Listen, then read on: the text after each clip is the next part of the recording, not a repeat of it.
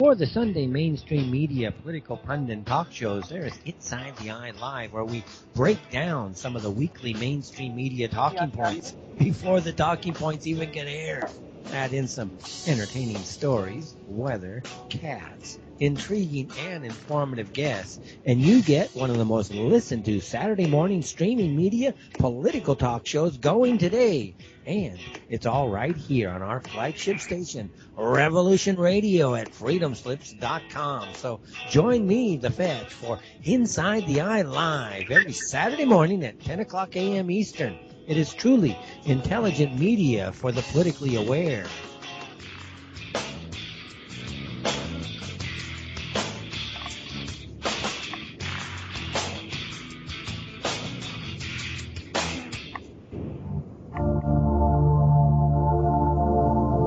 Welcome to Sacred Matrix, a divine paradigm of love and universal consciousness, with your host, Janet Kira Lessin and Dr. Sasha Lessin. Together, we transform the world. And now, here are your hosts, Janet Kira and Dr. Sasha Lessin.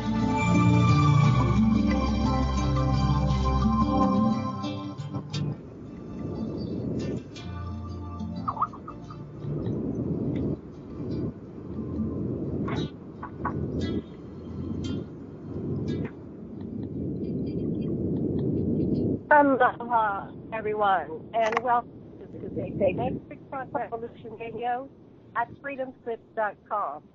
And I'm your host, Janet Lessin, with my co-host, Dr. Sasha Lessin. And today is a very special show. We're going to bring to you today Paul Davids, who is a writer, producer, director, and his latest film is Marilyn-Monroe Declassified. Paul Davids is from Bethesda, Maryland, the son of a famous Georgetown University professor of American history, Dr. Jules Davids. Dr. Davids worked extensively with John F. Kennedy on the writing of Profiles in Courage, for which he is credited in the preface. Jules Davids was a professor to Jacqueline Kennedy and later to Georgetown undergraduate Bill Clinton. Paul Davids is a graduate of Princeton University, where he majored in psychology and won numerous awards in writing. He then attended the American Film Institute Center for Advanced Film Studies in Beverly Hills. He is married to Hollis Davis, who is Senior Vice President of Special Projects for Universal Pictures and who has produced several of his films. After a few years writing as a script analyst for Hollywood agent Paul Kohner, where he read all the submissions for Charles Bronson, John Huston, and even William Wyler, his career in film and television took off when he got his first break as production coordinator and a writer of the original Transformers TV show for Marvel Productions.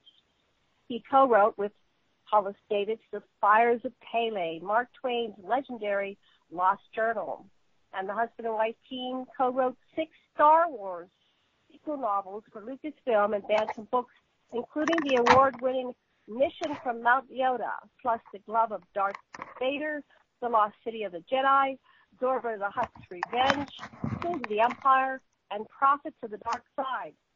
The book sold millions of copies and were published in many languages. He's also a prolific artist whose paintings have been displayed at many galleries. He's a member of the Writers Guild of America and Producers Guild of America. And 4 of Paul Davids' films are distributed through TV by NBC Universal's International TV division, which includes Starry Night, The Sci-Fi Boys, Jesus in India, and Before We Say Goodbye. And information on all of his films, including She Dances Alone, Timothy Leary's Dead, and The Artist and the Shaman, and his books and music can be found at www.pauldavids.com. And additional info is available at starrynightmovie.com. So we're going to talk about Marilyn-Monroe Declassified and several others of his books and productions. Dr. Lessin, would you like to say something before we bring on Paul? Oh, I'm really excited to have you here, Paul. I listened to Ed Martin and the overwhelming evidence about the life of Jesus after his so-called crucifixion. And he survived and lived a long time. It's really well documented. But you've got this great information. You're about to release a film on how JFK and RFK got Teddy to murder Marilyn Monroe, and you've got stories about Tim Leary, one of my heroes, and you've been on the inside of Star Wars. I can't wait to hear what you got to say. Okay. I think. Welcome to the show. I think. Hi, it's good to be here. I think you've got it wrong about Teddy Kennedy and what you just said about the Kennedys, but we'll overlook that for a moment, and I'm sure we'll get into it. Yeah.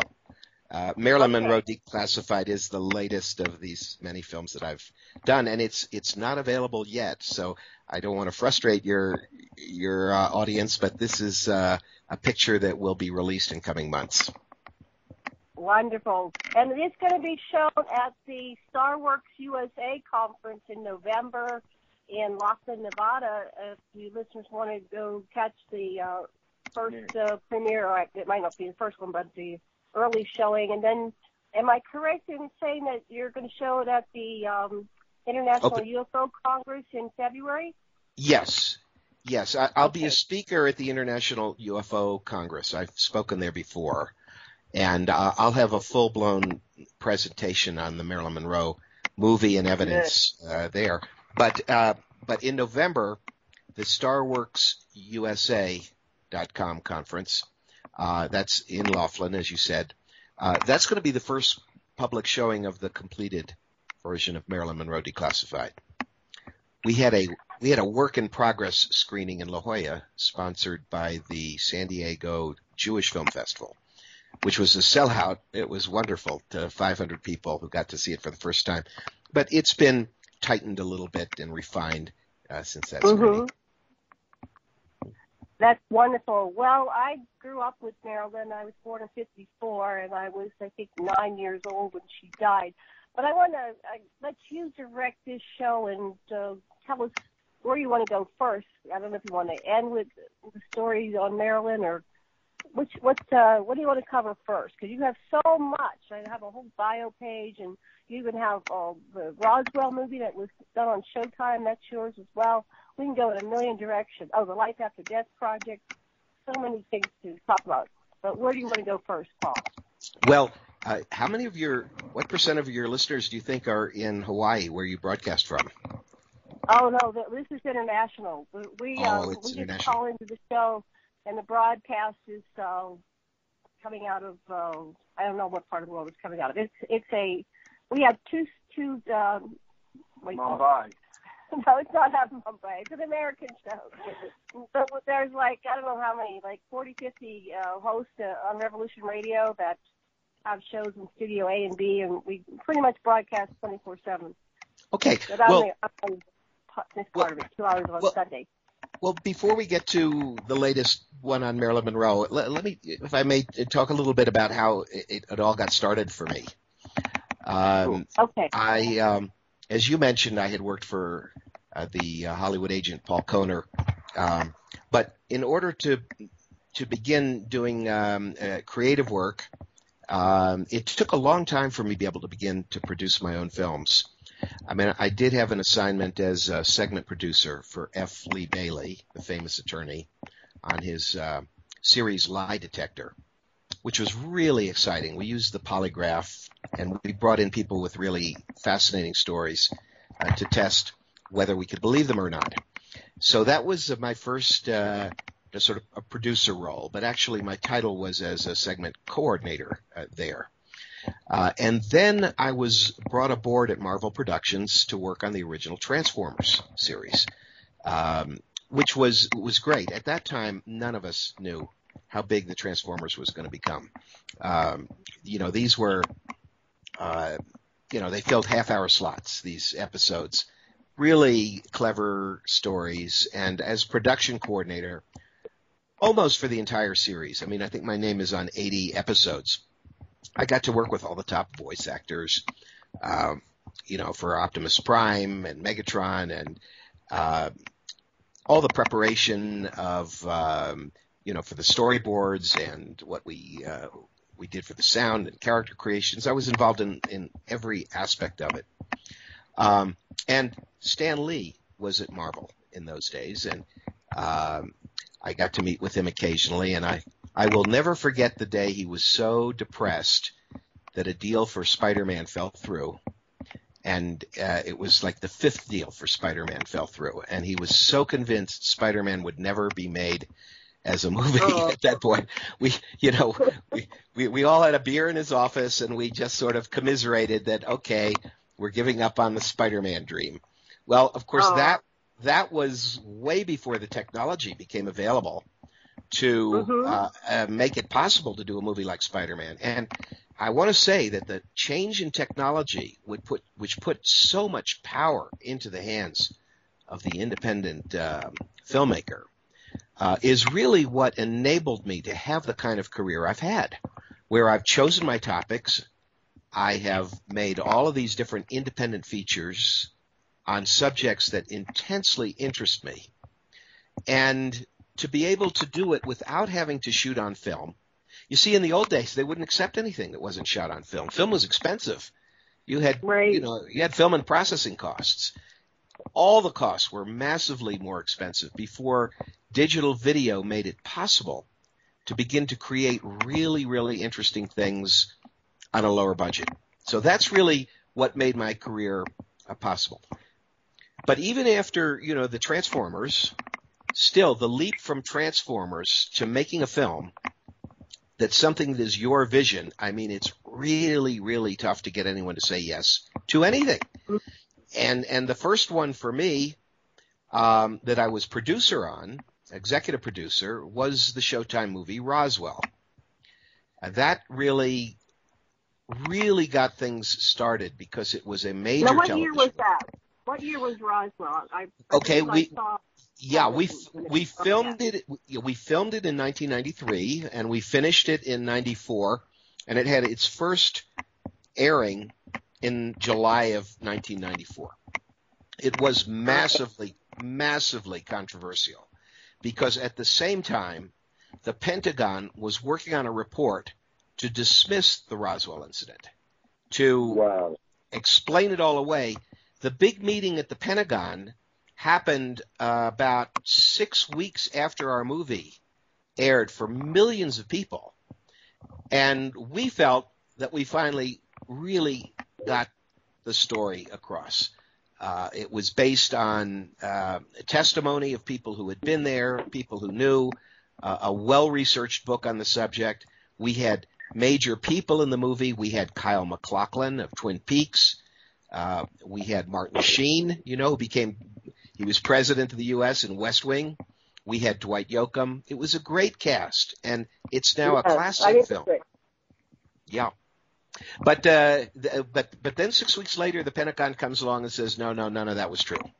And we've been fighting that ever since, the controversy on the Roswell incident, because I've heard enough to persuade me that it was true. And I've heard it from very, very important people that it's still very, very highly classified and no one will touch it. So what was the thing that was most convincing that you heard? Who was the witness, or what was the evidence that really swayed you to become a believer?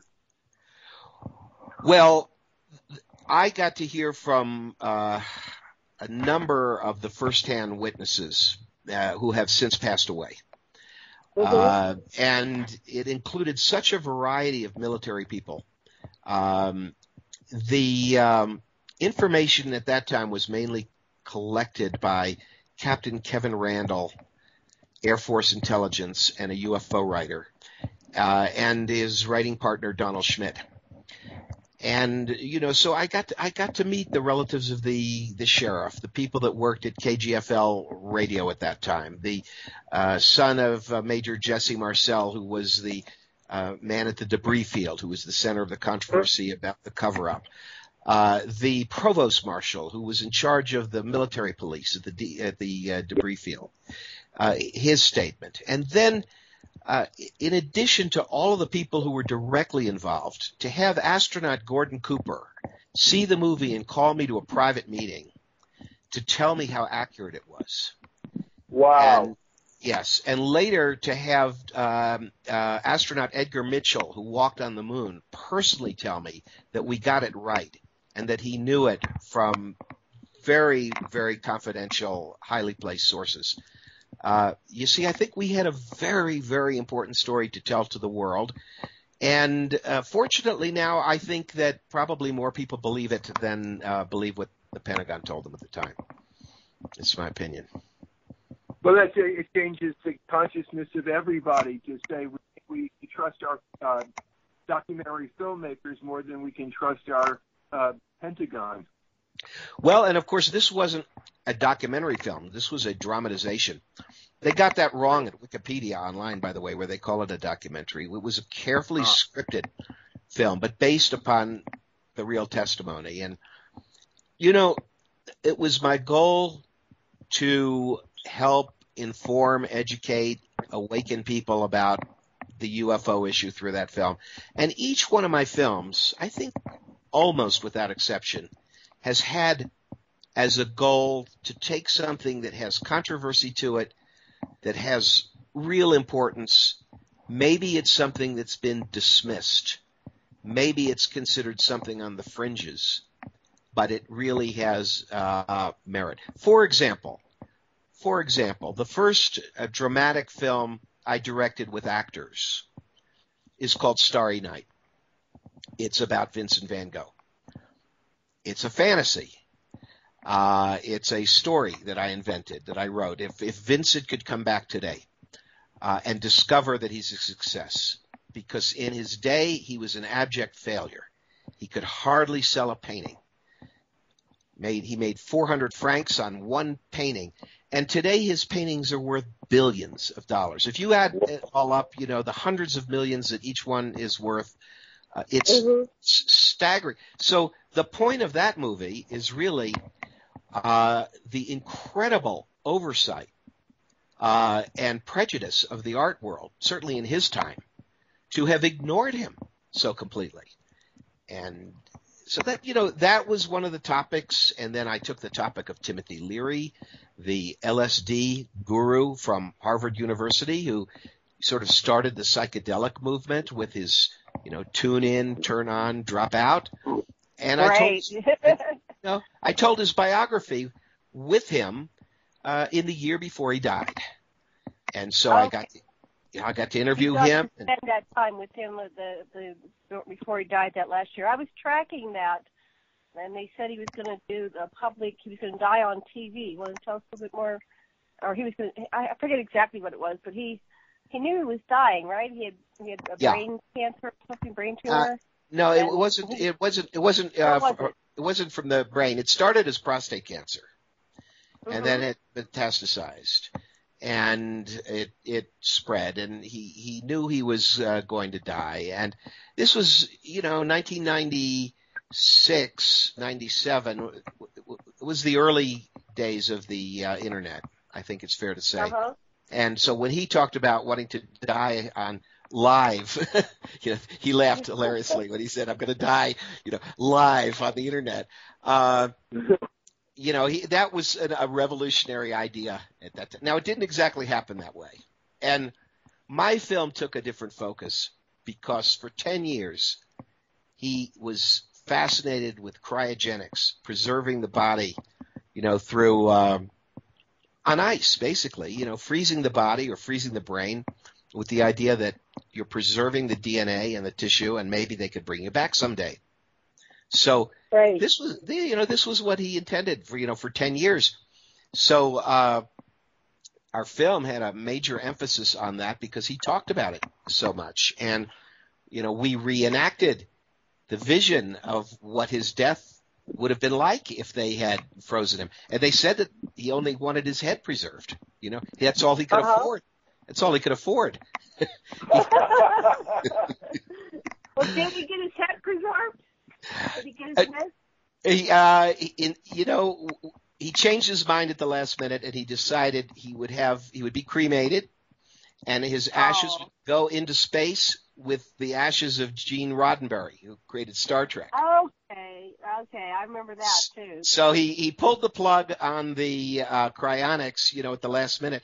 Of course, we had already filmed this vision of his great death and the cryonics and the preserving of his head, And of course, so many people thought that was real, what they saw in the film. But it was a psychedelic vision of what he wanted at that time. So there was some backlash over that. But it's a wonderful movie, and there's a wonderful song, that comes from the Moody Blues called Timothy Leary. Well, no, actually it's called Legend of a Mind. Is Timothy Leary's Dead? Is the words.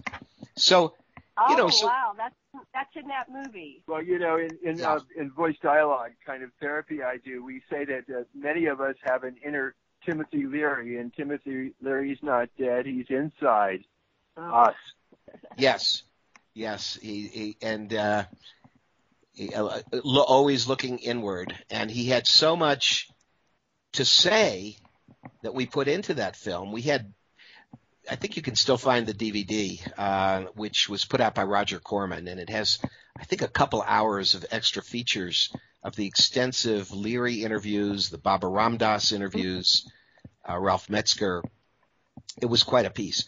But you can see that I've not been devoted to the kind of mainstream commercial path of filming. Well, I pick the weird topics, and it keeps going and going and going. How do you decide what you're going to produce? Like, just take a step back to Roswell. I mean, we didn't hardly know anything about Roswell for a long time there. What made you get interested in Roswell? Oh, that's a good question. First, I want to comment on your fact that you didn't really know, about Roswell for a long time. When I wanted to call the film Roswell, the Showtime didn't want to do that. They wanted another title because they said, nobody knows what that means. And my response was, how many people knew what Chernobyl means? Now the word Chernobyl is a symbol, for nuclear catastrophe. And Roswell has become a symbol for extraterrestrial contact that's being covered up. So, I got my way. But as far as how did I get into it? I had a UFO sighting in 1987 with my two children in broad daylight, and it was written up in various magazines. It was extraordinary to me. It convinced me in 5 minutes that these things are real. Then I started doing research. Wait, what did you see? When you had this contact, what? Yeah, what did you see? We were at our home, which is near. It's in an old neighborhood near Pasadena, and my daughter screamed at me to come upstairs. "Daddy, I see a flying saucer." And I told her, "Oh, come on, it's probably a Goodyear blimp. I'm busy." She screamed. She insisted. So I came up, and we stepped out on the roof, and we saw a perfect domed disc like a classical flying saucer. It's like your upside down soup bowl on top of an upside down plate, on top of a right side up plate, and then a shallow soup bowl, making maneuvers near our house, descending from high clouds. We went out on the roof, as I said. We watched it for around 4 or 5 minutes. And by its movements, it came pretty close. I mean, it was over the road in front of our house, over our neighbor's house. It swooped down over the valley where we lived, and it made no sound. It had a little wobble, a little hover when it hovered, a little wobble to it. But when it flew laterally, there was no wobble. There was a point where the underside became completely pitch black, a little bit of waviness around it, like heat waves in a desert at part of the time. So, this completely transformed my point of view about this whole subject, and I dove into it. I read hundreds of UFO books. And, of course, I came across the Roswell incident. And when I reported the case to the J. Allen Hynek Center for UFO Studies in Chicago, that brought Don Schmidt, their investigator, out to my house to do a report. And he told me about their Roswell research. And before you know it, I was hooked. So that's how the movie grew from that. Well, when you were saying that, I was getting the impression, I don't know why, but like a psychic impression, that the ETs knew that you would go ahead and do this, that you would be the producer of the film that changed the paradigm. You made your name rise famous. Janet, I have this feeling, and it's just sort of an intuition, like it was an assignment. Like it was something I was supposed to do, and that I finished it and I got an A+ on it, according to astronaut Gordon Cooper and Edgar Mitchell. And now I've been given these other assignments, the Life After Death Project, the evidence for life after death. So many of these films I did not expect to make. I never expected to make a Hispanic American film about the Virgin of Guadalupe. I'm not Catholic. Do I believe in the miracles that Catholics believe in? Well, I respect their beliefs, but I'm not Catholic. So how did I get swept up into a project like that? Well, it happened. I devoted like 2 years to that. I went to the Basilica of the Virgin of Guadalupe. The priests let me film there, while Mass was going on. It was just amazing. And that when I did Jesus in India, never expected to make the film. As a matter of fact, I told Ed Martin, no, for 2 years. And then I changed my mind. And I got to go to the Vatican and interview the Apostolic Nuncio of John Paul II. I got to interview the Shankaracharya of Hinduism, one of the 4 Shankaracharyas, but I think the primary one, and that's like the Pope of Hinduism. I have the Dalai Lama in the movie. At Princeton, I got to include Elaine Pagels, the scholar on the Gospel of Thomas, and so many other biblical issues. It's this incredible storybook career, Janet, where I have just been seized by these fascinating ideas, and it's like I've been helped or blessed or protected along the way and given the opportunity. And I always look at it like an assignment, like, okay, that's my job. And I do it even though it's not set up with a studio at the beginning. And I have a great debt of gratitude to NBC Universal because 5 times they've gotten involved with my films and distributed them either internationally or with the Virgin of Guadalupe one called Before We Say Goodbye, that they distributed that to all of Latin America. And then they've put the Sci-Fi Boys on the Sci-Fi Channel and the Life After Death Project on Sci-Fi Channel. They put my films on Stars and Sundance and made them come out all around the world. So that's what's made it possible, for me to do all of this. But Paul, this is so much like the what Campbell calls the call to adventure for your hero's journey. So I guess that's the theme. How did you get called to each one of these adventures, to the history of Jesus and to what were your calls? That's a really interesting question because each one had a completely different call. Each one seized me, in a completely different way. And I think that one of the most interesting was, the fact that with Jesus in India, I said no to Ed Martin repeatedly. We would see each other at a convention every year, and he'd show me his book again, and I just didn't see it. But then I got a message. I felt an intuitive message that I was supposed to go to India in the year 2005. I've studied Paramahansa Yogananda's writings. I esteem him, and I discovered he did claim that Jesus was in India, and I felt like I had a mission to go to India that year, but I didn't know how or why. So I get a brochure from my college, Princeton, saying, "Would you like to go to India to go to the tiger preserves?" And I thought, maybe that's how I'm supposed to go to India. So I even put down payment, and I'm ready to go see tigers. And then something happens and I back out of that, and that doesn't seem like that was right. And I'm thinking, well, maybe I'm not supposed to go to India this year.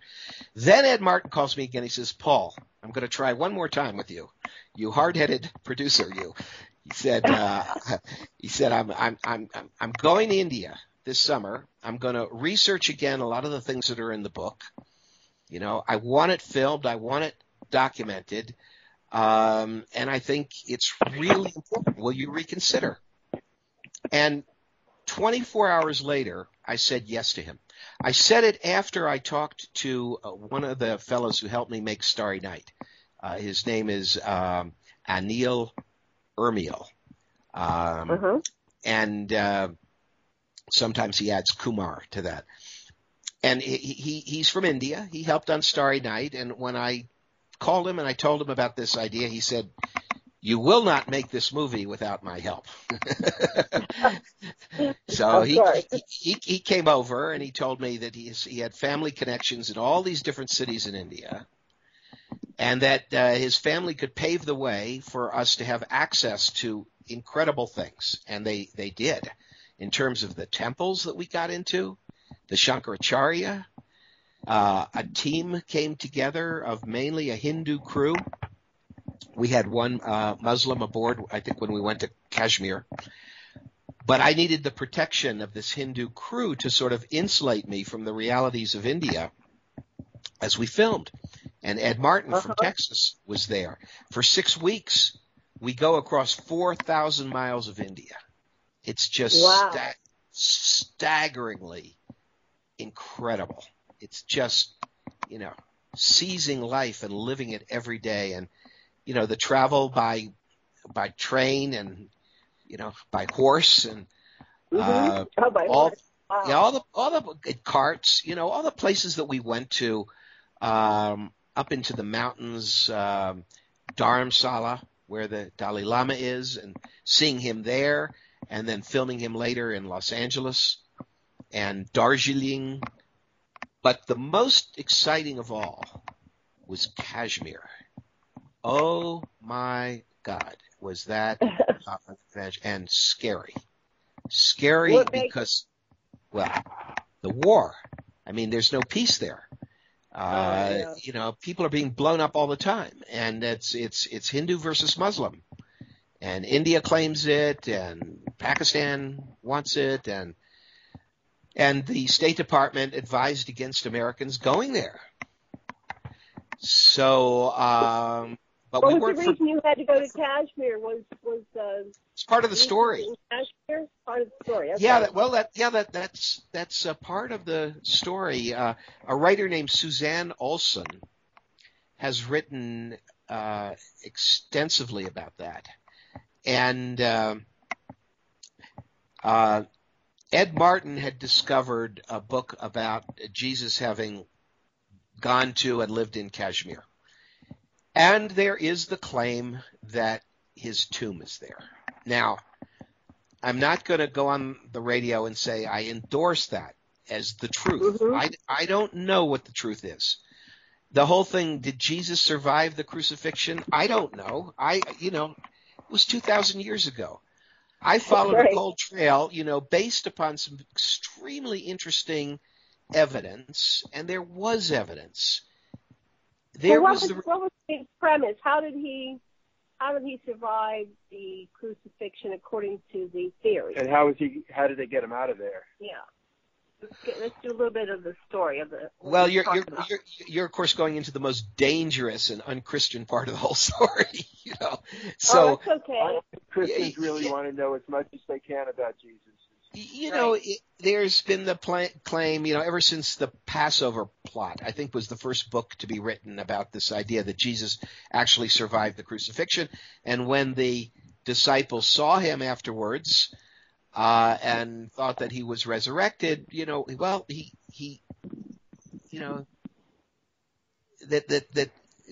he had survived, and he presented himself before them, and he ate with them. He ate. Does a ghost eat, bread with the disciples? Does a ghost walk with his disciples ahead of them into Galilee?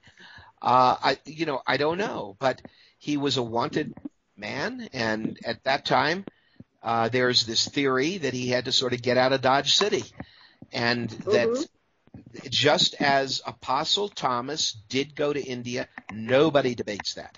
You've got the Church of Thomas there. You've got the there's a great cathedral for Thomas there. There's the museum, and Pope John Paul II went to India to honor Apostle Thomas. The doubting Thomas.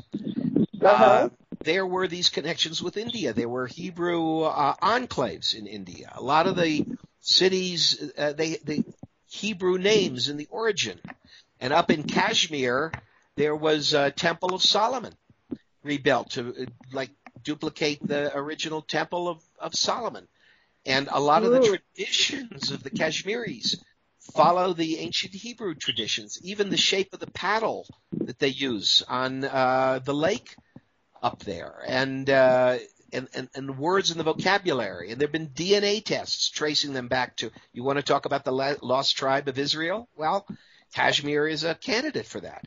So the whole concept that Jesus could have gone there is not completely far-fetched. Now, I do want to say at the same time that James Cameron produced a very fascinating documentary.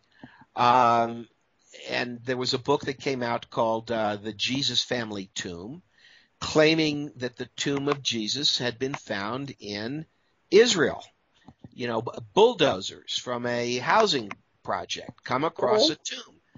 And the names are all right in the tombs. And there's been a lot of archaeology about this. So both stories can't be right, and both of them may be wrong. Both of them may not. My job isn't to convince anybody or to say that I've got the truth on this. My job is to say, what are some of these things that people have been saying and they believe, and is there anything at all that backs it up? And when you look into it, you say, yeah, they're supporting things for this. It doesn't fall apart. But that's my goal. It's to make people think. You see, make people think, not to push some idea on them. Did he go alone, or did he go with Mary Magdalene? Ed said that he went with his mom through Afghanistan. She died in Afghanistan. Yeah, that part of the story has some very interesting support. That he went with his mother, Mother Mary. Now, there is a town in Afghanistan. It's in Pakistan called Murray. Well, Murray is not an Arabic. It doesn't have Arabic roots, and it's spelled Murree, I believe. And there's even a Murray beer that they make there that's famous.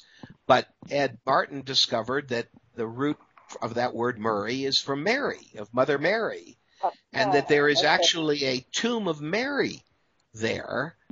They built a television tower over it. For a while it was part of a military zone to sort of, protect it and prevent villagers from taking all the stones away. But there you have that there. So, there's a story. She died en route, and he went on to Kashmir. Now, I don't know that that's true, but I do know there's a town that's called that, and I know there's a tomb that the local people revere as that. So, I say do with that what you will. I want people to be aware of it.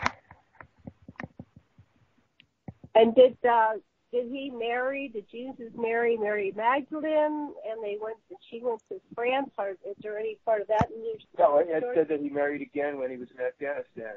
Right. Again, I can't sort out any of that. I know there's an excellent documentary about the Mary Magdalene story and France. It's called Bloodlines. I recommend it. You can find it. Or Bloodline. It takes the story in a somewhat different direction. I think that the most compelling evidence has to do with that tomb in Kashmir. It's called the Tomb of Yuzazaf. It sounds a little bit like Jesus. And it's the tomb is facing in the east-west direction, which was the direction the Hebrews buried their dead. Not north-south like the Muslims. And the Hindus were cremated, so it wouldn't be a Hindu prophet. It's a prophet. It's claimed it's a prophet, Yuzazaf, who's buried there. And when you talk to the locals, who are all Muslim surrounding that, they say they deny that it's Jesus. They say this is a prophet who came from Egypt, and he came here and revered the people here, and he taught the people here, and this is where he lived his life. But you see, as Ed Martin says, the very fact they say that he's a prophet who comes out of Egypt. Well, I mean, Jesus was born in Judea, Israel, but he was raised for those first years in Egypt, because Joseph and Mary, they had to escape. We know about that. So, of course, the Muslims would say he's a prophet from Egypt, not that he's a prophet from Israel. So that's kind of interesting. And there's also this plaque there of the feet of the prophet, and it appears to have the crucifixion wounds. I mean, people have debated this. Suzanne Olson is a writer who's written some excellent books about the subject, and she's pointed that out. So what you have here, Janet, is an extraordinary mystery with a lot of interesting threads to it. You don't have a solution to the mystery, and there probably wouldn't be. Probably wouldn't be. And we're not looking for the answer. We're just looking at all the different hypotheses and theories. So it's just interesting to see what the Jesus and India came up with the story. Yeah, but I just did want to wrap up about Kashmir. Okay. That when we were there, Ed and I, as Americans, had to lay low. We had reservations on a houseboat. I think it's called Dal Lake. It's a very beautiful lake. It's absolutely a Shangri-La, idyllic. Mm-hmm. There are houseboats all over there. Children paddle to school by, boat and little boats. I don't know how to describe them. They're not exactly canoes, but and so Ed and I, we had to stay in the houseboat while our Hindu crew went to the tomb. This was in a heavily Muslim area, and so our crew handled that for us and came back with the footage. And we had trouble getting out of Kashmir. There were disasters. I can't tell the whole story, but we were scared, and we were lucky to get out of there. Wow. The other part of the story that is amazing is the Hemis monastery part of the story. That's a really important part of the story. Hemis is in Ladakh, and way up in the Himalayas. I mean, I forget whether it's 12 or 14,000 feet elevation. Very rare oxygen. And there's a very old monastery up there.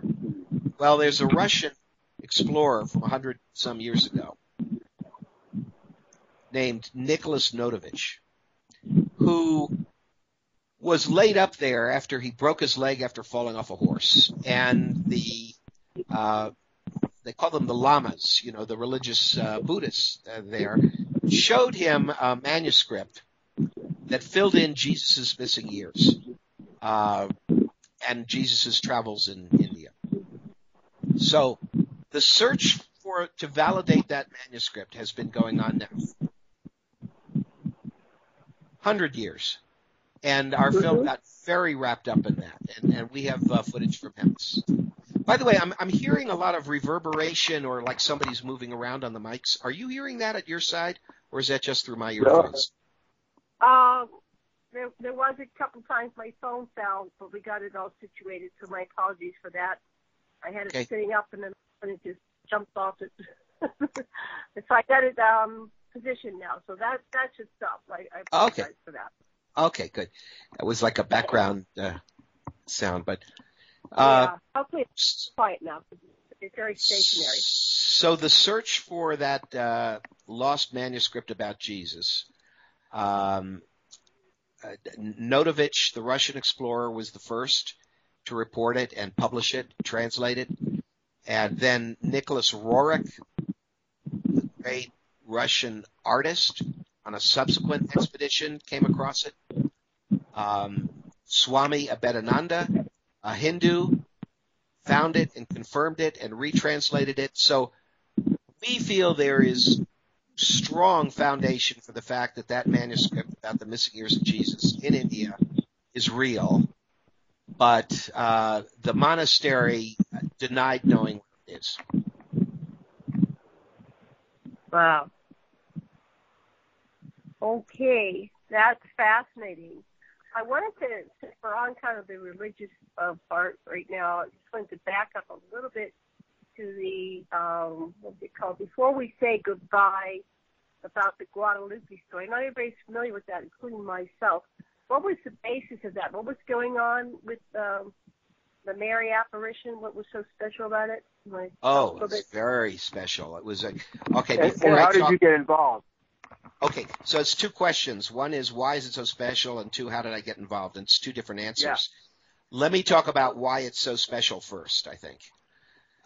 It was in 1531 that there was, the Spanish had sort of taken over the native population at that time. And Catholicism was spreading. And there was a native, I think Juan Diego. He's been sainted. I think it was John Paul II that sainted him. He said he was wandering one day and he came across a lady from heaven who was radiant and who told him that she wanted a church built at the site where she was.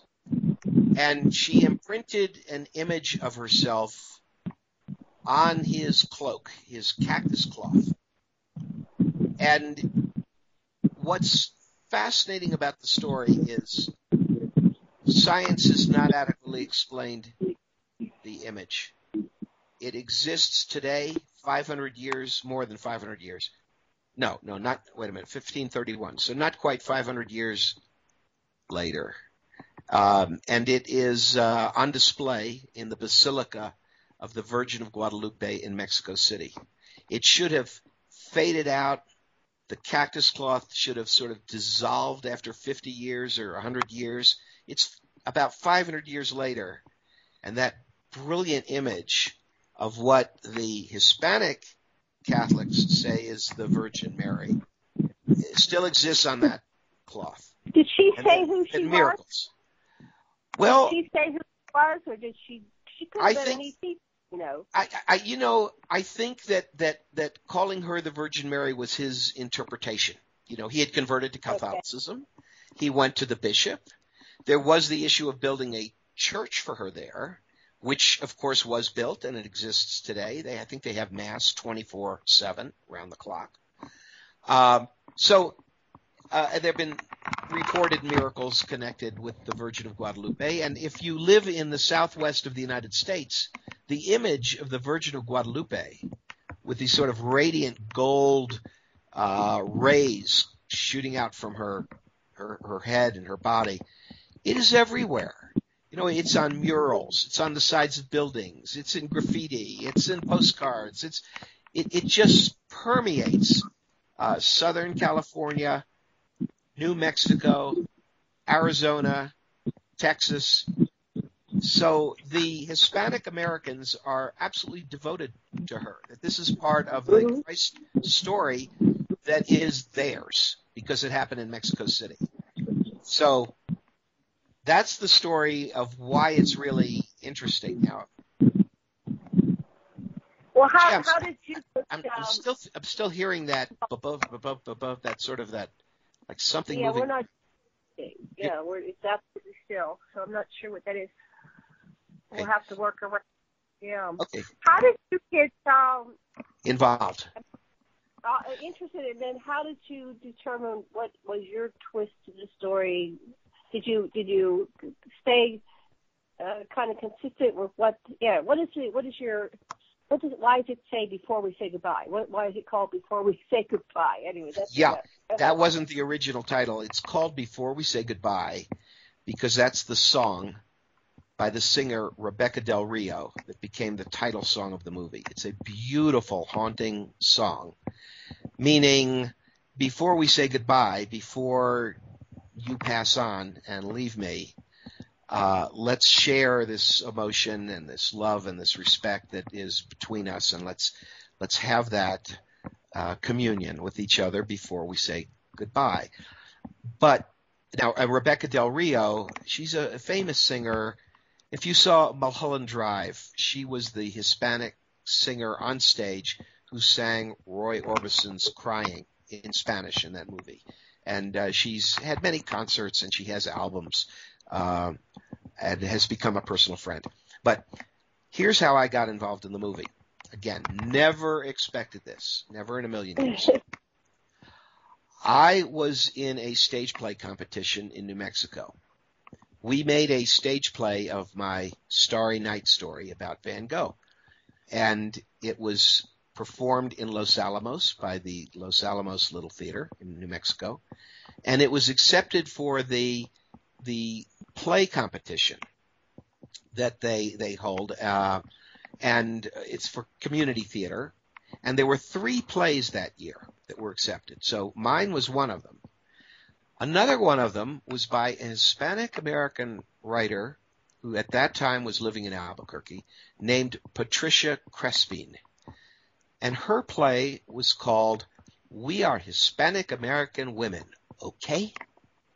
Like, okay, you got a problem with that, mister? You know, yeah, you got a problem with that? You know, it's like with attitude. We are Hispanic American women, okay? And it was a play that all took place in one kitchen, and it was the grandma of the household with her daughters, and it was all the women of the family as her husband is dying, and they're dealing with all their family things. And she's a devout Catholic, the grandmother in the play. Devout Catholic. She's always, stopping whatever she's doing to listen to, Mass on the radio or the prayers on the radio that they have regularly, whatever. She's devoted. So I watched this play, and again, I'm not Catholic. I wouldn't describe myself as Christian. I mean, I was born Jewish, non-practicing, studied Judaism, Christianity, studied a course in Mahayana Buddhism in college. I read all the writings I could of Paramahansa Yogananda, fascinated by Hinduism. So I've embraced all these different cultures. And my father taught at a Catholic university his whole career. It was Georgetown, Jesuit school. So I was raised around, with a great respect for priests who were professors. They were held on a pedestal in our Jewish family. So I had great respect for this play about a Latina, a Hispanic American devout Catholic grandma who's looking for a miracle from the Virgin of Guadalupe. And here's the thing. When I saw this play, I said, this dialogue is so gifted. It's so well written. I understand these characters so well. Very, very few writers can write like this and make it so alive. And so I met Patricia Crespin afterwards, and within a week we were talking about what it would take to turn it into a movie. And it took us like years, just years. I mean, we spent 2 years writing a screenplay together. We spent, I don't know how long, but a very long time being rejected by every production company in Hollywood. There was competition at that time because they were making Bless Me Ultima, which was a big Hispanic American story based on a very important book. And so we were kind of seen like, the little guys on the sideline that were trying to steal some of the spotlight from Bless Me Ultima. But, our motivation was just to take the play and turn it into a terrific movie. So when we had the screenplay, we were chosen by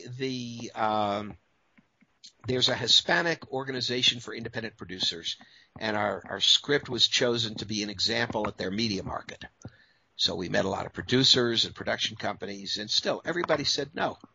They just didn't quite get it because, look, here I am, a guy that made the Transformers, a guy that wrote 6 Star Wars books, a guy that made Roswell, telling them I want my next production to be about a devout Catholic Hispanic American grandma.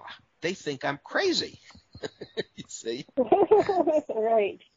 They think I'm crazy. Have you lost your marbles? So we made the film completely independently with independent money. We put together all the actors. We filmed throughout New Mexico. We filmed in Mexico in various locations. And the actor who played the patriarch of the family who was dying, his name is Javier Garolagal. He had family in Mexico City who knew the priests at the great Basilica of the Virgin of Guadalupe. And they got us permission to come in there. I'll tell you, this was not granted to everybody. You know, they had to look at our script. We came in. They gave us all security badges. Mass is going on. They instructed everybody, leave these people alone. Let them do whatever they need to do. So we're filming with our actors right there in the Basilica, you know, putting flowers as a devotion to the Virgin of Guadalupe right then. All right. We're at the top of the hour, so we'll be back in a few minutes. Thank you very much, Paul. See you in the future.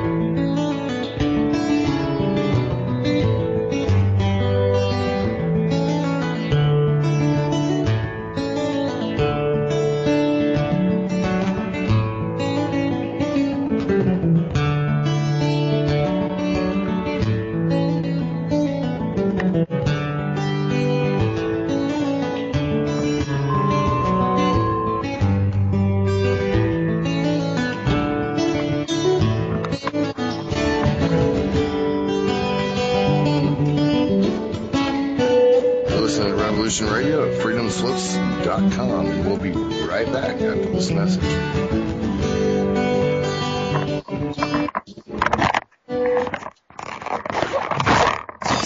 At 12 noon Eastern on Studio A to hear Tammy Adams share her knowledge of an unknown realm on Talking with Your Angels. Join Tammy as she uncovers hidden secrets about the spiritual world of angels, ghosts, and other entities that have been with us longer than we know. Tammy is a psychic, a teacher, spiritual coach, a leader in her field, and will be sharing her information and stories with you. So join us on Tuesdays at noon on Studio A. With Tammy's guidance, she'll find out who has been watching over you from the other side, and soon you will be talking with your angels. The opinions expressed on this radio station, its programs, and its website by the hosts, guests, and call-in listeners are solely the opinions of the original source who expressed them. They do not necessarily represent the opinions of Revolution Radio and freedomslips.com, its staff, or affiliates. You're listening to Revolution Radio, freedomslips.com, 100% listener-supported radio, and now we return you to your host.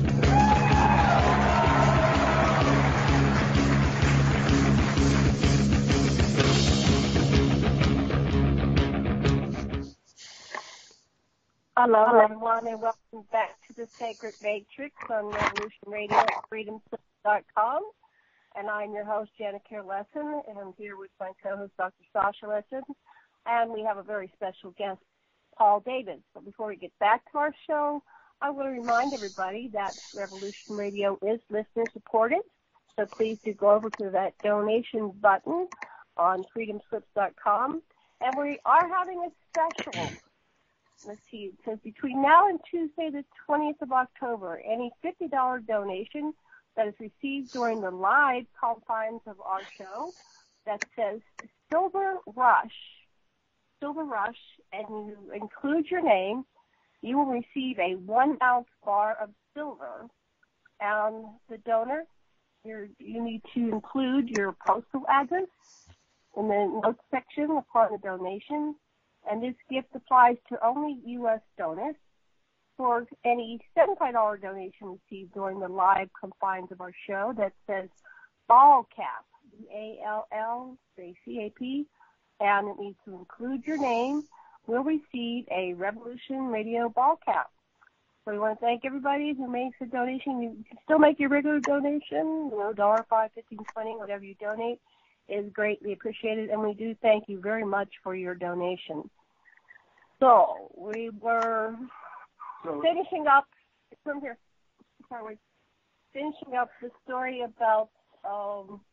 Before we say goodbye, so I think we got complete with that. Josh, what would you like to say before we bring that call? We just want to know if there's anything more that you want to say about the Virgin of Guadalupe phenomenon, and then I'm eager to find out more about the real story behind Star Wars. Okay, if I can. Yes. Well, how you got involved with Star Wars? So go ahead. Okay. But I'll finish up about before we say goodbye in Virgin of Guadalupe. When we finished the film, it met with a kind of I don't know. It didn't much get a reception in the United States. We couldn't find a way to get it out in English, apart from the fact of having a DVD, which has Spanish subtitles too, but it's in English. Finally, Telemundo, with help from Universal, it was translated, it was dubbed into Spanish. So Telemundo showed it in Spanish. Then Universal picked up all the rights for Latin America, which is everywhere from Mexico to the tip of Argentina. And of course, it includes Brazil. So they did a version in Portuguese. They had the Spanish version. And Universal sold it to all of those territories, and it was seen on, on cable TV and syndicated TV and, Netflix, all the different venues in Latin America. It became a very well-known film in Latin America. And unfortunately, it's still not sufficiently known in the United States or any other countries. It hasn't been seen in any other countries, and I'd like to correct that. Because I think that here's my attitude. When they made My Big Fat Greek Wedding, was it intended to be just for Greeks? No. It was for everybody. And Before We Say Goodbye is for everybody. It's not just for Hispanic Americans or Latinos. So if there's anybody out there listening who wants to pursue this, I hope they'll get in touch with me. And my website, the main one for my art is Paul Davids. That's David with an S and then a hyphen, artist.com. And anybody can reach me through that website. So, you want to know about Star Wars? Well, yes, I want to know, how did you get involved in writing all those books? Did you have to become an expert in Star Wars? How did you keep track of all those, like the characters and the... I wrote them with my wife, Hollis, and we did have to become experts in all the characters. What happened is that as the Transformers was winding down, you have to remember Transformers was all, mainly robots. I mean, there are some human characters, but they're robots. And I met an agent. At that time, he was in New York, named Peter Miller. He's also produced a number of things. Now he's based in Florida, I think Lion Entertainment. But at that time, he had talked to the licensing people at Lucasfilm. And they were concerned that it had been so long since Return of the Jedi. And they had the next movie, in the works. But they were basically afraid that, there's going to be a whole generation of young people who are not even really aware of Star Wars. So Right. They promoted the idea that there should be a series of books that would go from the ending of Return of the Jedi and fill in the gap of the next 5 years. And the books that they wanted us to focus on were oriented more toward younger readers. They had Heir to the Empire, which is intended for the adult readership. But Peter pitched me to Lucasfilm saying, look, he's worked with Megatron, Optimus Prime, all those robots for the Transformers. He would do great with C-3PO and R2-D2.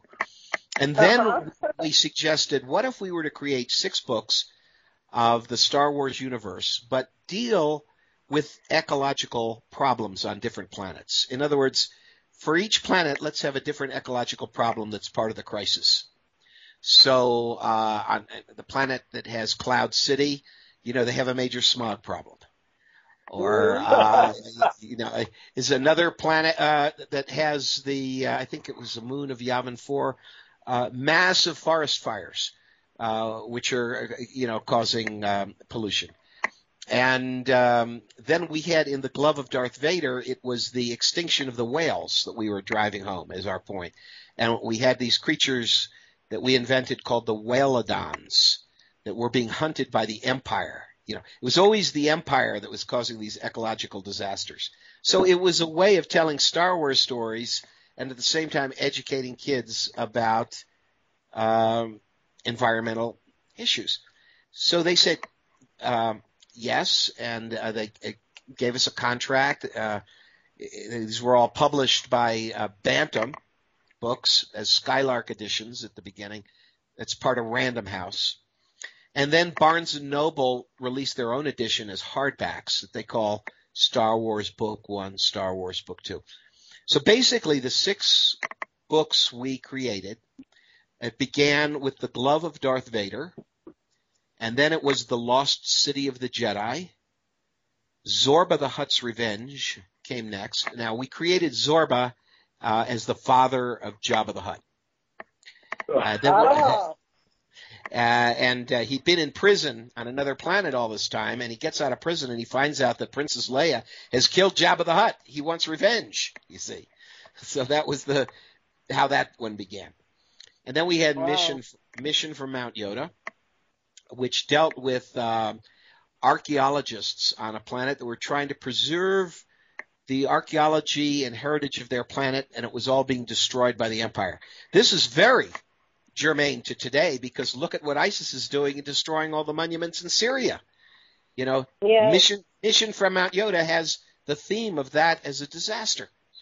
Then we did Queen of the Empire, the idea that the head of the Empire wanted to convert Leia to the dark side and marry her and make her Queen of the Empire. And lastly, we had Prophets of the Dark Side, which we created as sort of a dark intelligence organization within the Empire, ruled by a dwarf prophet named Kadan, who speaks in quatrains of verses of 4 lines like Nostradamus. So that was our series of 6 books, and you can still find them online easily. A lot of used books for sale because new ones haven't been printed for some time. But they're a lot of fun, and they're not just for kids because Barnes & Noble, when they released them in hardbacks, never even mentioned that they were originally published as young reader books. They published them like for adults. So that was our adventure with Star Wars, and it was the books were very successful. Oh my gosh, it was just, they took off. They did sell millions of copies, literally. And wow. They were translated. Let's see what I can name. There's Japanese, French, Hebrew. They were published in the Netherlands, so they were in many different languages also, special British editions. So, and they even then printed special editions with large type, for people who had problems with sight. Right. So it was a great experience, and those books were coming out while I was producing the movie Roswell with Jeremy Kagan as the director and the other producers. So that was such an exciting time. On the one hand, making this huge television movie, and at the same time having these books come out 3 at a time. Wow. Well, then I see on your bio that you made another video called Down in Roswell, which was a part 1 of the UFO cover-up continues, and then part 2 was reply to the Air Force report on the Roswell incident, and then the Golden Anniversary UFO briefing for the White Sands Missile Range Pioneers. So you did a lot more UFO, and I'm glad you brought it up because although those videos have been out of circulation for a while, they're going to come back now at UFO TV. UFO TV is a major site. And I've just delivered the masters to UFO TV of those 3 documentaries, and those will be coming online. People will be able to see them. So, yeah, Down in Roswell was like a collection of all the news reports on Roswell. And it had talk shows, it had specials and things like that. And then Reply to the Air Force Report was my reply in a public presentation after the Pentagon report came out saying, no, no, no, no, no. This was me saying yes, yes, yes, yes, yes. Then, to my amazement, I think it was in 96, I was invited to be the speaker for the banquet celebrating the 50th anniversary of the White Sands Missile Range Pioneers. These are the founders of America's rocketry program. Oh, okay. So these were all the old dudes that started America's space program. And they chose me as the Roswell producer to be the speaker for their 50th anniversary banquet. That was major, major, major stuff, that they would give me the opportunity to talk about my understanding of the reality of Roswell and related things that are not being exposed to the public because they're still enshrouded in secrecy. So that one, when it came out, it was called Golden Anniversary, meaning 50 years, Golden Anniversary UFO Briefing for the White Sands Missile Range Pioneers. It's a long title, but it says what it is. And I'm really glad these 3 documentaries, they'll be out there again on UFO TV. I can't give you a date, but they have the masters now. They're working on it. So, I'm sure it'll be before the end of the year. What were your smoking guns for the White Sands? Yeah. Oh, I gave them everything I could, everything that I had that was available at that time. And I must say it was very controversial, really controversial, because there were those in the group that didn't want this to be said publicly. And there were others who came up to me afterwards and congratulated me for being the one to say it. So, and you know who was there listening? The astronomer, I forget his first name. The last name is Tombaugh. He's the one who discovered Pluto. Oh, okay. And he was old. I think he was on oxygen that night. And he heard me talk about, there were ETs at Roswell. And he had UFO sightings himself that he had reported. So he knew that there was something to this. Wow, there's so many people. Oh, have you been contacted again or had other sightings or other experiences with extraterrestrials or UFOs after that one that you saw with your daughter? There was nothing so profound as what happened with my daughter. And again, I can't jump to the conclusion that it was extraterrestrial. I don't know what it was. I think, was it interdimensional? Was it? I don't think it was anything of ours. And part of the reason, it certainly wasn't a drone. Part of the reason is that what it looked like perfectly matched the descriptions of what these things looked like in the summer of 1947, the summer of the saucers. It was just a perfect match for that. So, if we do have secret things like this now, I don't believe we had secret things like this in 1947. Somehow I think it's all connected. Also, my sighting was on February 25th, 1987. That's the anniversary of the Battle of Los Angeles, very famous UFO case. And also, just the previous November was the very, very famous case off the coast of Alaska, Japan Airlines flight, I think it was 1647, where Captain Terauchi saw a huge mothership, cube-shaped. He said 2 times the size of a battleship, with saucers coming and going from it and playing cat and mouse with his airplane. It was massively investigated. It all showed up on radar.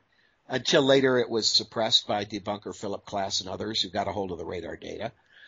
And it was in Time magazine. It was a huge case.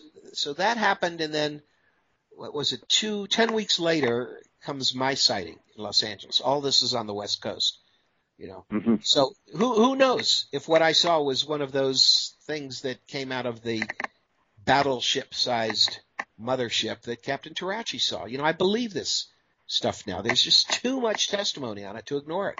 Right. Mm-hmm. Too much to ignore. So, yeah. Well, I guess what I'm really interested in is the premise of all that. There is this evil empire, and the whole overall, I guess, Lucas framework. Does that seem valid to you? Oh yeah, but we went from Star Trek to Star Wars in the galaxy. If you were to just wrap your head around it, what do you think it is? Are we in these galactic universal wars, or is it more like Star Trek, where there's more peace and exploration than there are wars? What do you think?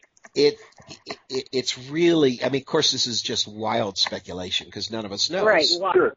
But if there were war or something really malevolent about this that was harmful to the human race, I think it would have happened already, a long time ago. It probably certainly would have happened after we began testing all those nuclear weapons. The hydrogen bomb was tested so many times in the 1950s. And, the number of sightings of these UFOs magnified at that time. But, of course, we have the stories of the abductions. And some of them, certain ones have a lot of credibility to them. Travis Walton case and quite a number of others, I think. Not all. I think a lot of people have fantasies of having been abducted, but does this happen? It sounds to me like there's a strong case that it's been happening. Mm-hmm. But I think there's a movie for you. One of all the contactees, experiencers, abductees. Have you ever thought about doing that as a subject? No, but it may be just like Jesus in India, where I said, no, I'm not going to do it. And then one day comes along and I change my mind. No, it's not something that I've. It's been on the top of my plate. I had switching gears for a minute here. I want to talk about another of my films I think is really one of the really important ones. It's called The Sci-Fi Boys. And I had such a powerful motivation to make this movie about the pioneers of science fiction, particularly science fiction cinema. And men like Forrest J. Ackerman, who was the editor of Famous Monsters magazine for so many years, and was one of the main forces in America, a driving force behind moving science fiction from the extreme fringes of being non-literature. Science fiction was not even considered real literature. It was just pulp originally. And all the movies were grade D, B movies, most of them originally. The Saturday morning serials and all that stuff. Fari Ackerman was a massive influence in moving science fiction from those fringes into right the center of the mainstream, where it is today, and inspiring so many of the great filmmakers. He inspired them as little boys, as children of between 10 and 14 years old, to pursue these careers. And Steven Spielberg will tell you that about Fari Ackerman. George Lucas will, John Landis will, certainly Rick Baker, the makeup effects artist. He's won 9, I think, Academy Awards. Dennis Muren, who is the force behind the digital effects revolution at Industrial Light and Magic. He started as a little boy reading Famous Monsters and admiring Forrest J. Ackerman and making his own childhood movies like I did. And he became the main guy at Industrial Light and Magic for years. And he has, I think, 9 Academy Awards also. Wow. So what I'm saying, there's this one guy we call Uncle Fari, who was the spark. And we loved him.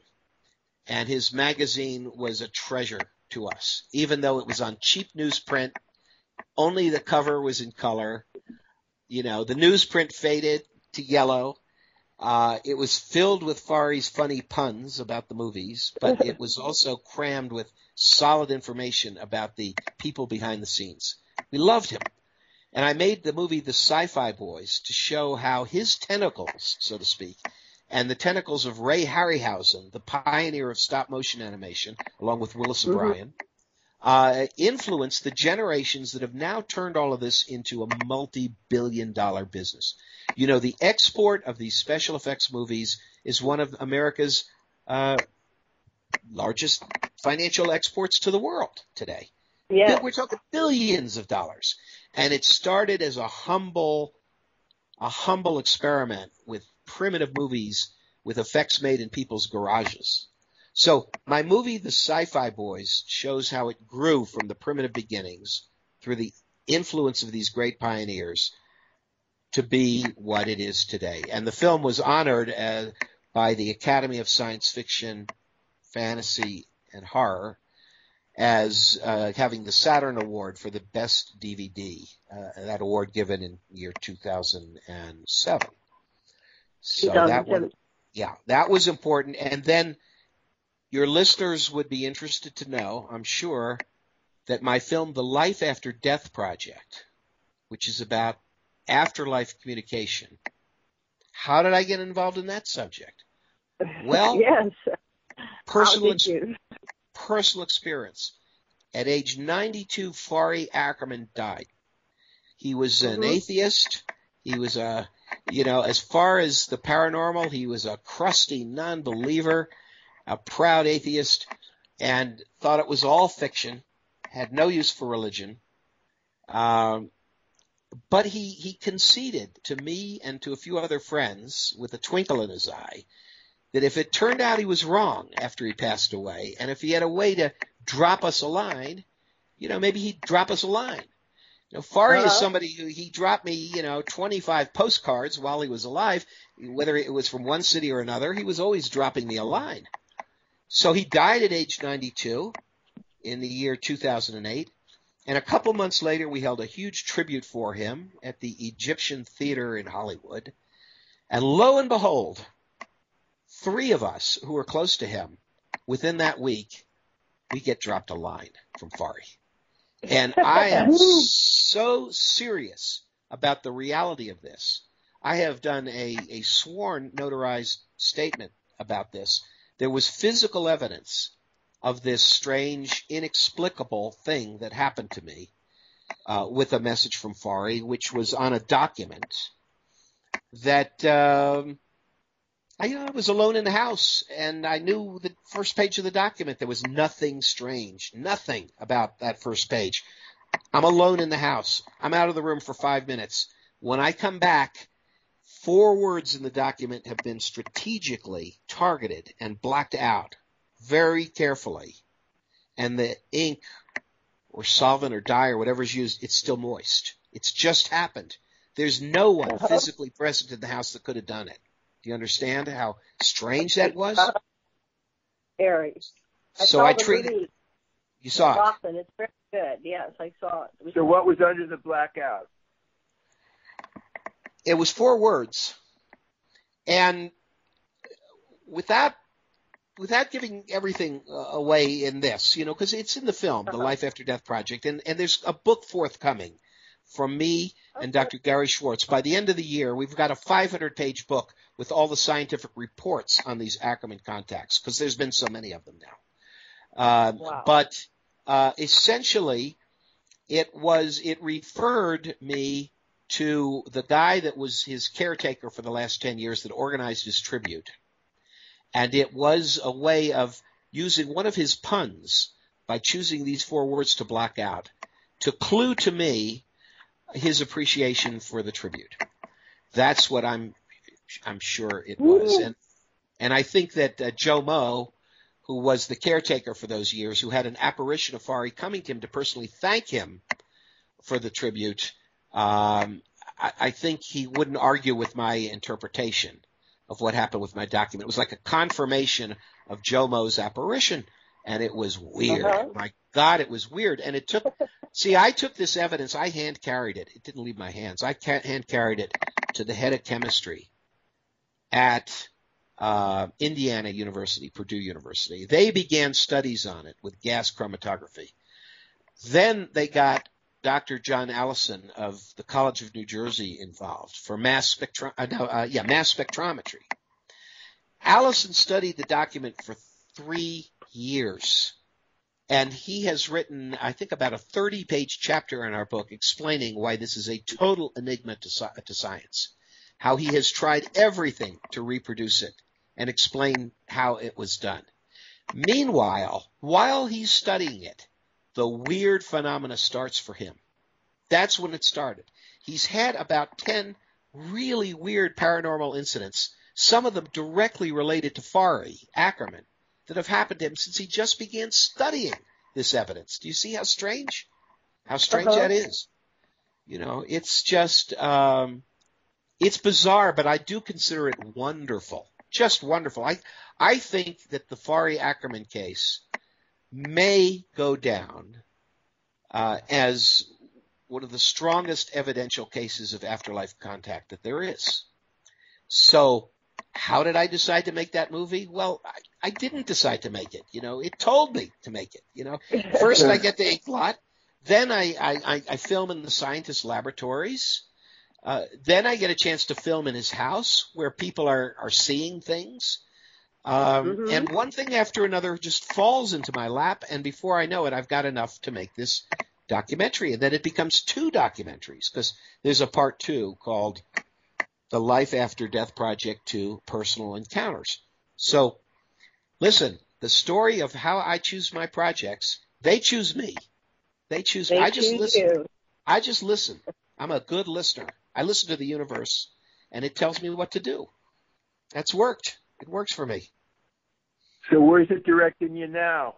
Yeah, I wanted to. Well, before we get to that, Yeah, we're gonna get to Marilyn Monroe, because it took me to Marilyn Monroe. And I want to say one thing before we go to Marilyn. Yeah. Back in the 70s, I was at a like a sci-fi conference in Pittsburgh, and I believe I saw Forrest Ackerman because he was talking about his museum.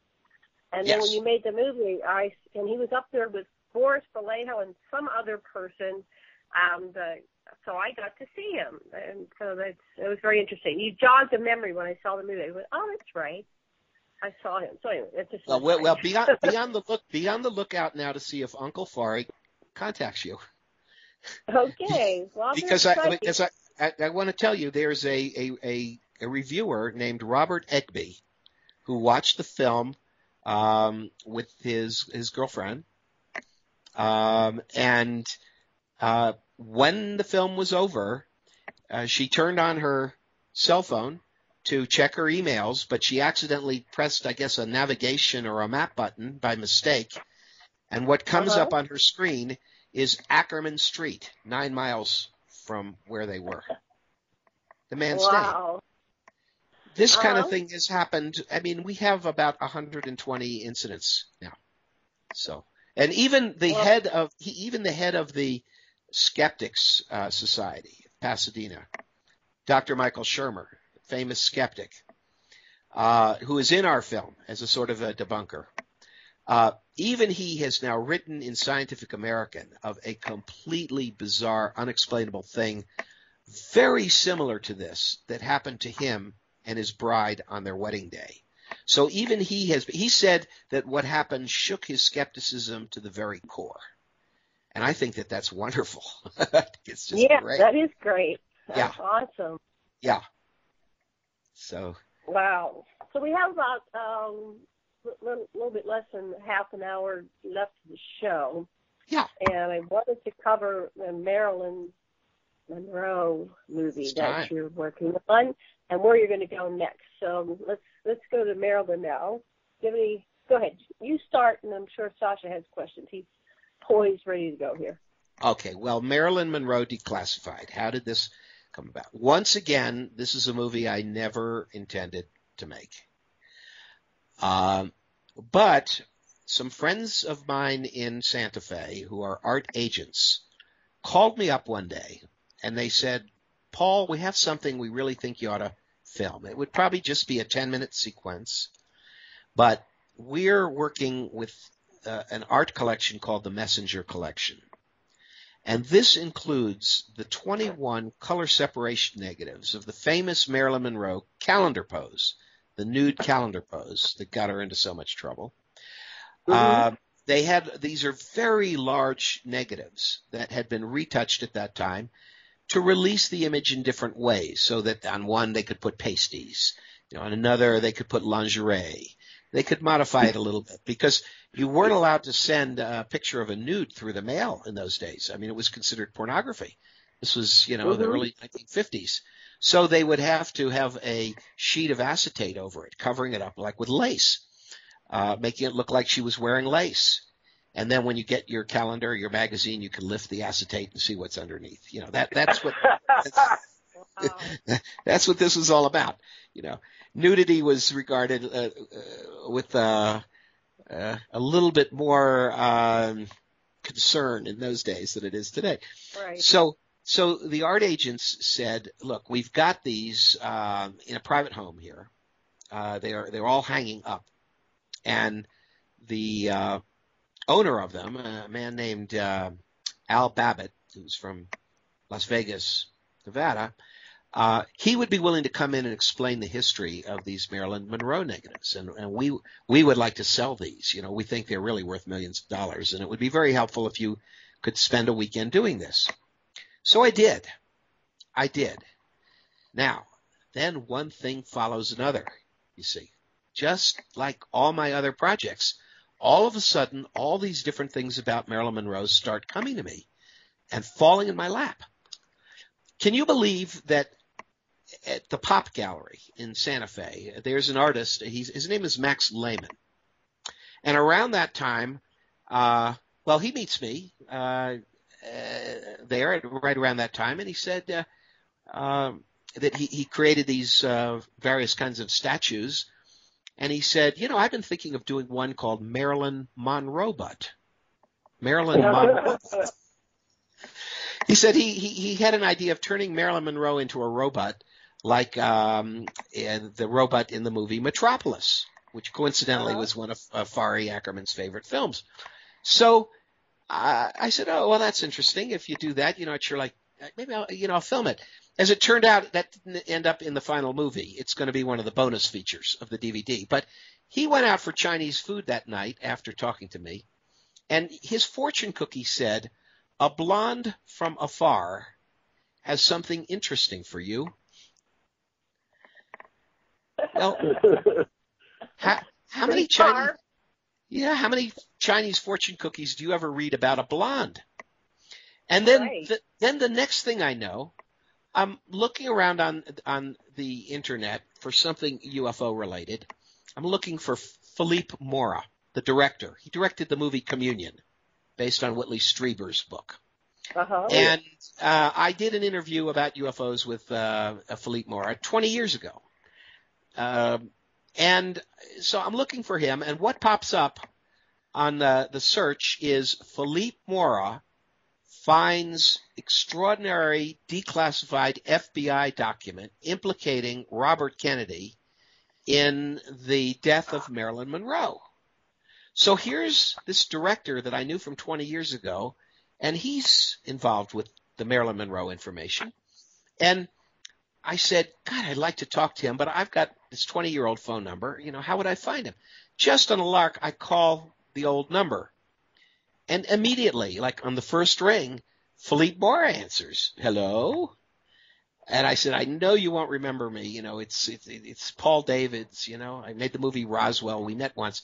Paul Davids. So immediately we have a rapport. Within days, I'm over at his house interviewing him about the FBI document. Then the next thing I know, I'm hearing of a extraordinary researcher in Roswell who lives in Roswell, who's written a book about the murder of Marilyn Monroe that involves a certain CIA document. And all of a sudden, I'm in this, up to my neck. And then the synchronicities start. Those things, those strange things. It's the universe telling you, Marilyn wants you to do this. Marilyn is not comfortable being listed, after all, a half a century as a probable suicide. No, it's not. it's not right. It doesn't sit with her spirit. Now, what did I know about the death of Marilyn Monroe at that point? I mean, I spent a year unraveling the pieces, and I think I've unraveled them. Yes, I think she was done in, and what you mentioned, Dr. Lesson, at the beginning about, Ted Kennedy. No. Look, Ted Kennedy had absolutely nothing to do with it. And though the Kennedys were emotionally involved with her, the evidence shows that they were not the ones that had her eliminated. There's a confession. That I think stands up. And it's from Sam Giancana, the head of the Chicago Syndicate, the mobster. He was, the Chicago mob put the Kennedys in the White House. I mean, they put John F. Kennedy in the White House, and then Robert Kennedy became the Attorney General. They delivered the necessary votes from Chicago to get Illinois in the Democrat column in 1960, and that elected John Kennedy president.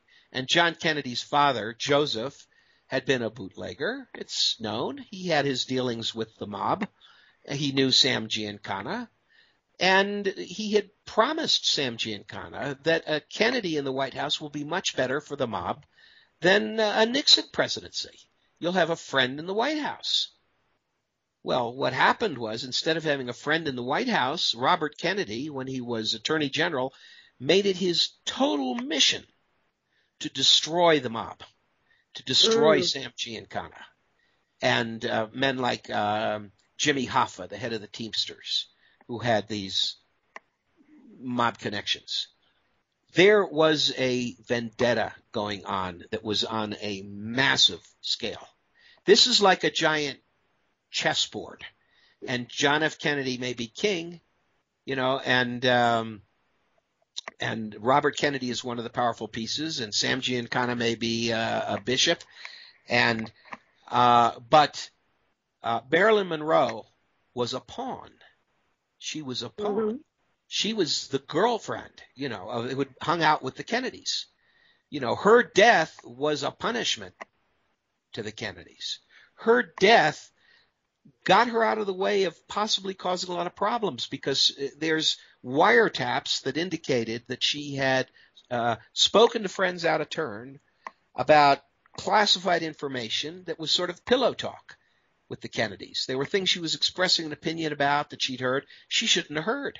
She was being wiretapped by the Teamsters, and my movie has all the testimony about this. And the man that did the wiretapping, that whole aspect of it, they wiretapped the home of John F. Kennedy's brother-in-law, actor Peter Lawford, and the CIA had access to these wiretaps. Everybody was listening to Marilyn, and it got to a point where she was perceived as dangerous. She was married, of course, to playwright Arthur Miller. He was Jewish, he was left-leaning, he was considered a communist sympathizer, he was called before the House Un-American Activities Committee, he was censored by them, and then later that censoring was retracted, but they watched him because of the fear of communism in those days, and that caused them to start watching Marilyn Monroe. So as I say, she was a pawn on this great big chessboard. She was eliminated. Sam Giancana confessed this years later. It's in a book called Double Cross. He confessed to his brother. He confessed to a nephew. And he confessed to Judith Exner Campbell, who was his mistress. She was also mistress to John F. Kennedy. They shared a mistress, the head mobster. And by the way, speaking of who worked for the head mobster, Sam Giancana, Jack Ruby, who killed Lee Harvey Oswald. He was Sam Giancana's man in Dallas. He wiped out Lee Harvey Oswald. So don't think that Sam Giancana didn't have his hand in that. So Giancana confessed to 3 people, but Giancana also said, he said it was under contract to the CIA. Now, was it? At that time, he was working with the CIA. This is just part of history. Read it in your history books. That the CIA at that time used the mob to try to eliminate Fidel Castro. They were working together. at that time. So Judith Exner was killed. She was killed too, right after. No. I don't know. She wasn't. It was another mistress that was killed. You're getting her mixed up with Mary Pinchot Meyer. Mary Pinchot Meyer was the mistress of JFK. She was shot while jogging near her home in Rock Creek Park. And you know, the head of counterintelligence of the CIA in those days was James Angleton. And his name is on at least one important document related to this. Now, this gets really interesting because if you read Ben Bradley's biography, you know, he was the publisher of the Washington Post. He was related to Mary Pinchot Meyer. And after she was shot, he went over to her house. And who did he find in her house going through her things but the head of CIA counterintelligence, who said he was looking for her diary for reasons of national security. This thing is so clouded and so dark and has so many tentacles. I like what Philippe Mora says. He succinctly sums it up when he claims that the murder of Marilyn Monroe was the beginning of what we think of as the turbulent 60s. It's a year later that John F. Kennedy is assassinated. She was the first victim. That was the beginning. Do you have any information on you know, people have said that Dorothy Kilgallen had been a confidant of Marilyn's, and she was killed because of that. I can't give anything to indicate a belief that Dorothy Kilgallen was in fact murdered. I don't know. That was, I think, also indicated as a suicide. All right. There's a lot of claims that have been made about Dorothy Kilgallen that really haven't stood up to scrutiny. What does stand up is that Marilyn Monroe was in touch with her. That they were both interested in UFOs, and that Dorothy Kilgallen was aware of the Roswell incident in the Southwest. And Dorothy Kilgallen was being wiretapped. And one of those wiretaps is referenced in a CIA document that's important in our movie, which is called Marilyn Monroe Declassified. By the way, let me interject right now because I'm sure I've aroused the curiosity of enough people that they're going to want to know more. And our website is marylandeclassified.com. You can't get the movie yet. Wait a few months, and you will. But the website is just overflowing with information about all these kinds of things that I'm talking to you about right now. Well, so Dorothy Kilgallen, let me just say, Dorothy Kilgallen, she was wrapped into this to the extent that she's mentioned in a CIA document about a wiretap. And Don Burleson, who wrote The Murder of Marilyn Monroe, has confirmed that that document is a real document by putting it through an appeals process at the CIA under the Freedom of Information Act. And throughout the appeals process, the CIA never rejected the document and said, this is bogus, this is not ours.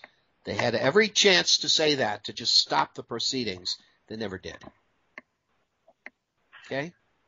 You really need to get this movie also to there's an annual Kennedy conference. And yes. It would be great. I can connect you after the show with someone that's very involved with that conference.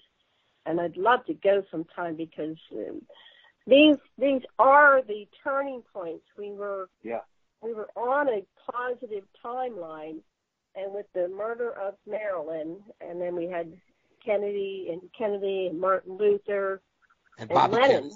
And Bobby Kennedy. Yeah, both Kennedys.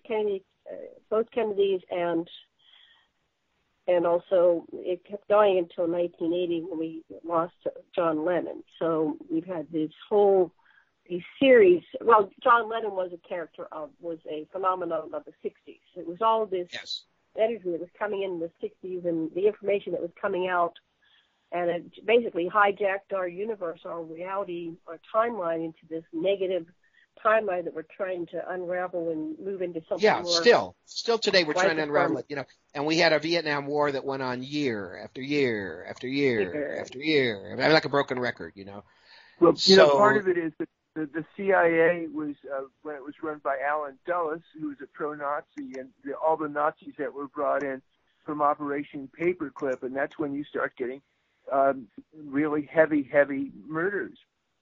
You know, I'll just say, with a smile on my face, when I spoke to the White Sands Missile Range pioneers, how many of them do you think were Project Paperclip people? Probably some. Yeah.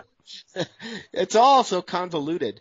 But I do want to say that there's been a lot out there on the internet that I strongly disagree with, blaming the Kennedys for Marilyn's death and actually claiming that they were behind it.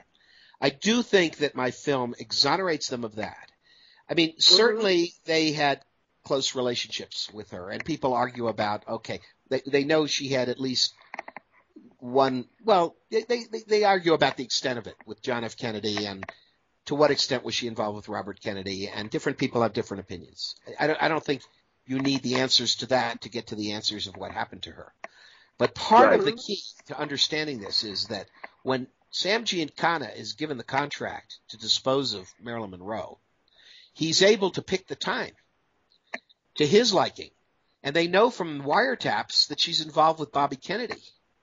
They choose a day that Bobby Kennedy goes to her.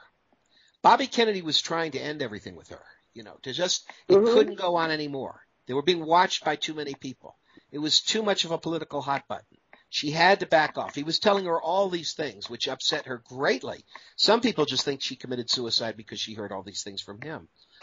But we do have the Sam Giancana confession, and we have a lot of evidence surrounding that. And there's testimony that after Bobby Kennedy left that day is when he sent in the hit squad, hoping to sort of frame Bobby Kennedy. That it was it was a frame up. It was a frame because they felt that when the police came in, they'd find Bobby Kennedy's fingerprints. They might find letters. That's why the mob didn't take any letters or any documents there. They wanted everything discovered. But what happened, you see, the big mystery about Marilyn's death is why did they wait 6 hours approximately after she died to call the police? You see, she was discovered probably around 10 o'clock at night, maybe a little before that. They contacted the police at around 3:30 a.m. When the first sergeant walks in. What did they do with that 5.5 hours? Well, according to testimony we have from one of the former chief of police of L.A., that it was treated like a top secret intelligence operation. There were operatives that came in and sanitized the whole place. By the time they reported her death, there were no Robert Kennedy fingerprints in that house. Do you understand? You see, so in 6 hours, they cleaned up. Who wants to clean it up for Robert Kennedy? Well, there were a lot of people involved. Peter Lawford got in it very quickly. He's the president's brother-in-law. Robert Kennedy was aware of it very quickly. That FBI document even has a quote from him asking the question to Peter Lawford over a wiretap telephone saying, "Is she dead yet?" I'm not sure that information is real and true. Actually, I didn't even put that line in the movie. Although I did put the documents in the movie, so when you finally get around to getting the DVD, you can freeze frame it. You can read every word. Oh, you can even read every word at the website because we have them up now. So there you go. But the point is, all of that stuff out there saying that the Kennedys had her murdered, it is absolutely assassination of character, and it's not true. It's not true. Bobby Kennedy was the intended second victim in that. Second victim. Second victim. Have you interviewed any of there's a number of people that claim to be the reincarnation of Marilyn Monroe. Do you cover that at all in this movie? Oh, I'm glad that you asked because I deliberately cut every single minute about that out of the movie. When I was starting the movie, I was getting DVDs sent to me by various reincarnations of Marilyn Monroe, and there's lots of them, right? There was one woman who sent me her hypnosis session where she's being regressed and she's reliving the murder, right? No, I did Right. not put this in the movie. I wanted to keep the movie solid and credible and try to avoid tabloid to the extent that I could and give it some dignity and historic reality. And I think that's why it has a chance of becoming an important film. Now, it's not released yet. This is in the We're just teasing everybody right now. Yeah, we're in the distribution contract stage right now as to who's going to be handling what. It'll get out there, but it's going to take some time, and I can't say that it's going to happen this year. Maybe the DVD would happen this year. I love it that you're saying good things about RFK. That he really took on the mob. He tried to clean up the United States. He did. For mob control, and he was one of the people that saved us from the destruction in the Cuban Missile Crisis. So I'm really glad you're doing this. But, the thing is, he did take on the mob, and it did serve that purpose. But people can debate whether historically it was a smart decision on his part. There are people who seriously think that John F. Kennedy would not have been assassinated if his brother hadn't taken on the mob. I think there is a strong argument that can be made for that the vendetta, the hatred, the absolute blood hatred that developed between the Chicago Syndicate and the Kennedy family was terrifying. Now, and it brought the mob to the point of being willing to murder important people. I think this is my opinion, but I do think that the evidence in the movie and the historical record tends to support that. There are people that feel that Bobby was foolish to bite the hand that fed him. That these were the people that actually delivered the presidency to his brother. So why did he do it? I don't know. Was his conscience that strong, or did he need an issue to hang on to propel himself for the future? Nobody really knows. But there are people that feel that on that issue, he was kind of out of control compared to what the reality of the country was at that time, and what on that issue, But there's lots of things that Bobby Kennedy stood for that were very progressive and very hopeful, He was on his way to becoming president. He really was. He really, for us people of Woodstock Nation, he was really our inspiration.